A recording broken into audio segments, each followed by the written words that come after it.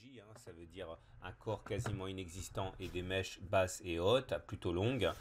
Ça veut dire qu'on a terminé finalement sur le niveau d'ouverture, on a bataillé en séance, on s'est jaugé, on s'est jugé, on est passé de 5227 à 5295 à peu près, mais finalement on termine avec 4,1% de hausse sur une bougie convaincante. Par contre, on a inscrit une bulle, c'est jamais très rassurant, une bulle, ça témoigne un petit peu de folie, un petit peu d'euphorie.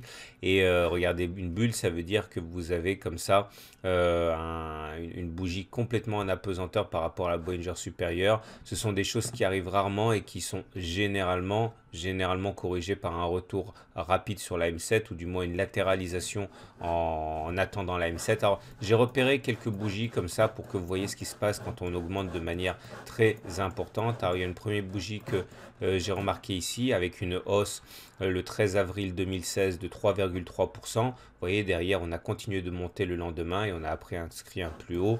Il y a d'autres exemples, hein, parce que les séances à plus de 3% ne sont pas fréquentes, mais quand même, là, bon, il n'y a pas de règle. On a pris 2,5%, on a consolidé derrière, mais après, on a inscrit un nouveau plus haut. Et il y a d'autres exemples, par exemple ici, voilà, une belle séance le 10 juillet 2015 avec une hausse de 3,1%. Et vous voyez derrière, on est monté. Donc toutes les configurations sont possibles. C'est pas parce qu'on a...